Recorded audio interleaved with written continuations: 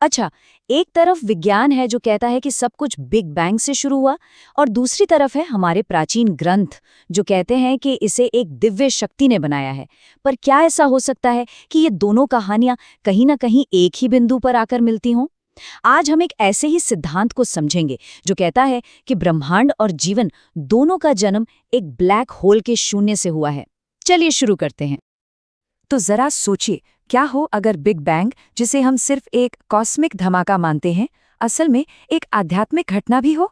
यही वो सवाल है जो इस पूरे विश्लेषण की, कह सकते हैं, नींव है। एक ऐसी कोशिश जो विज्ञान और विश्वास को जोड़ने का काम करती है।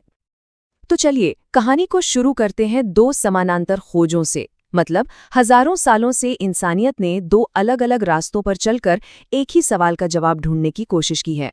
आखिर हम आए कहाँ से? देखिए, एक तरफ है मॉडर्न साइंस जो अपनी बड़ी बड़ी दूरबीनों और पार्टिकल एक्सेलरेटर्स से सिर्फ दिखने वाली चीज़ों यानी पदार्थ और कणों में जवाब तलाशता है। और दूसरी तरफ है हमारे प्राचीन ग्रंथ जो एक अनदेखी शक्ति, एक चेतना की बात करते हैं, जो सब कुछ बनाती भी है और कंट्रोल भी करती है। और इस विश्लेषण के मुताबिक शायद विज्ञान कुछ रहस्यों को इसीलिए नहीं सुलझा पाया है क्योंकि वो सिर्फ उस पर ध्यान दे रहा है जो दिखाई देता है। और बस यहीं पर इस सिद्धांत का सबसे बड़ा और मूल विचार सामने आता है। सोर्स मटेरियल का दावा है कि पदार्थ और जीवन दोनों की उत्पत्ति एक ब्लैक होल के शून्य से हुई है। हाँ, एक ब्लैक होल, और यही वो जगह है जहां विज्ञान और अध्यात्म की ये दोनों खोजें आकर मिल सकती हैं। ठीक है, पर सवाल यह है कि ये पुल बनता कैसे है? इसका जवाब एक शब्द में छिपा है: सिंगुलैरिटी।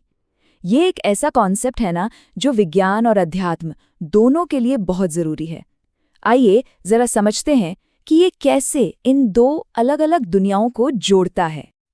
देखिए, विज्ञान के लिए सिंगुलैरिटी का मतलब है ब्लैक होल के सेंटर में एक ऐसा पॉइंट जहां घनत्व यानी डेंसिटी अनंत है, इतनी ज्यादा कि वहां फिजिक्स के नियम भी काम करना बंद कर देते हैं। और इस सिद्धांत के मुताबिक हमारे आध्यात्मिक ग्रंथों में ठीक इसी सिंगुलैरिटी को एक अदृश्य, निराकार बनाने वाली शक्ति, या जिसे हम ईश्वर कहते हैं, उसके रूप में बताया गया है। लेकिन एक अनदेखी शक्ति किसी दिखने वाली चीज को कंट्रोल कैसे कर सकती है? इसको ना एक आसान उदाहरण से समझिए। जैसे एक कंप्यूटर को चलाने वाला सॉफ्टवेयर, वो हमें दिखाई नहीं देता पर वही पूरे हार्डवेयर को चलाता है। या फिर इंटरनेट, जो दिखता नहीं पर एक पूरे नेटवर्क को पावर देता है। ये सिद्धांत कहता है कि ब्रह्मांड की जो चेतना है वो भी ठीक इसी तरह काम करती है। इस विश्लेषण में इस सिंगुलैरिटी को एक नाम भी दिया गया है, प्राण ऊर्जा। और ये सिर्फ कोई एक शक्ति नहीं है, बल्कि 4 चीजों का मेल है: आनंद, आत्मा, मन और ऊर्जा। यही वो निराकार शक्ति है जिससे हर चीज बनी है। अच्छा, तो थ्योरी तो समझ आ गई, पर इसका सबूत क्या है? इसका आधार क्या है? अब हम इस विश्लेषण के सबसे दिलचस्प हिस्से पर आ रहे हैं, जहां बिग बैंग के हर एक स्टेप की तुलना सीधे सीधे हिंदू आध्यात्मिक ग्रंथों में बताई गई घटनाओं से की गई है। हम सब जानते हैं कि आधुनिक विज्ञान के मुताबिक ब्रह्मांड का जन्म तो पनक झपकने से भी तेज हुआ था। मतलब सेकंड के इतने छोटे हिस्सों में सब कुछ बदल गया कि हम कल्पना भी नहीं कर सकते। 10⁻43 सेकंड पर प्लैंक युग था, जब सारी शक्तियां एक थीं। फिर 10⁻36 सेकंड पर आया ग्रैंड यूनिफिकेशन युग, और उसके बाद आया कणों का युग, जहां पहले परमाणु बने। ये सब 1 सेकंड के खरबवे हिस्से से भी कम समय में हो गया। और यहीं पर यह सिद्धांत एक, कह सकते हैं, चौंकाने वाला दावा करता है। देखिए, प्लैंक युग की वो जो अकेली एक शक्ति थी, उसकी तुलना की गई है विष्णु से। जब वो शक्ति 3 बलों में टूटी तो उसकी तुलना हुई ब्रह्मा, महेश और लक्ष्मी के प्रकट होने से। और आगे सुनिए, पार्टिकल फिजिक्स का जो CKM मैट्रिक्स है, जिसमें 9 तरह की ऊर्जा होती है, उसे नव दुर्गा की 9 शक्तियों से जोड़ा गया है। और आखिर में 33 करोड़ कणों की बात को 33 करोड़ देवी देवताओं की धारणा से। चलिए इनमें से कुछ पर जरा और गहराई से नजर डालते हैं। जैसे ये CKM मैट्रिक्स वाला पॉइंट लेते हैं।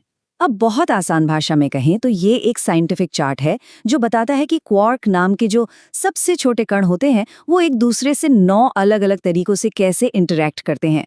और इस सिद्धांत के अनुसार ये बिल्कुल वैसा ही है जैसे 3 मुख्य देवियों लक्ष्मी, सरस्वती और पार्वती से 9 अलग-अलग शक्तियां निकलती हैं जिन्हें हम नवदुर्गा कहते हैं।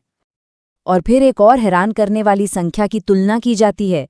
हिंदू परंपरा में अक्सर 33 करोड़ देवी देवता की बात कही जाती है ना? तो ये सिद्धांत ये कहता है कि ये संख्या असल में एक एटम यानी परमाणु के अंदर मौजूद 33 करोड़ तरह के कणों का प्रतीक है। ये पूरी तरह से सोर्स मटेरियल की अपनी व्याख्या है। अब कहानी में एक बहुत बड़ा और नाटकीय मोड़ आता है।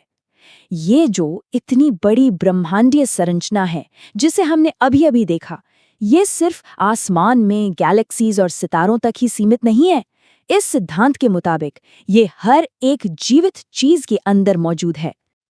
तो अब हम ब्रह्मांड की उस विशालता से निकलकर जीवन के बिल्कुल सूक्ष्म माइक्रोस्कोपिक लेवल पर आते हैं।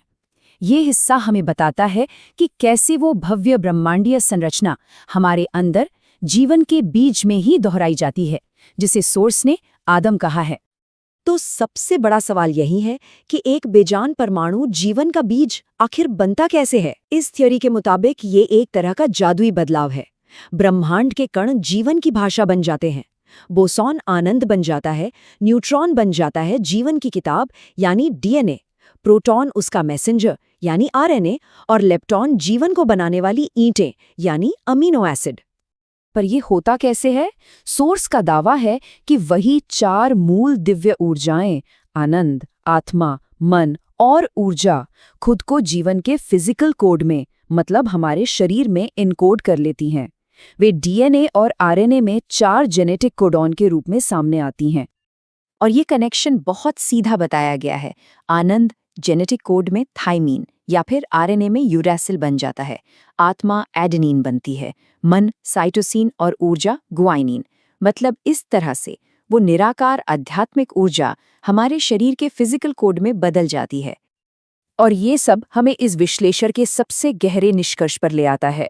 अगर ये सब सच है तो इसका मतलब ये हुआ कि हर जीवित प्राणी का जो बीज है वो ब्रह्मांड की उत्पत्ति वाले ब्लैक होल की एक फिजिकल कॉपी है, एक प्रतिकृति, और उसमें एक यूनिवर्सल चेतना के नेटवर्क से जुड़ने की क्षमता है, ठीक वैसे ही जैसे एक सिम कार्ड अपने नेटवर्क से जुड़ता है। तो ये विश्लेषण हमें आखिर में एक बहुत गहरे और विचार करने वाले सवाल के साथ छोड़ जाता है। अगर ये सिद्धांत सही है और ब्रह्मांड का जो ब्लूप्रिंट है, उसकी रचनात्मक शक्ति का जो कोड है, वो सचमुच हमारे डीएनए में लिखा है, तो फिर ये हमारे बारे में, हमारी क्षमता के बारे में और इस ब्रह्मांड में हमारी जगह के बारे में कौन सी कहानी बता रहा है? ये सोचने के लिए एक दिलचस्प बात है ना।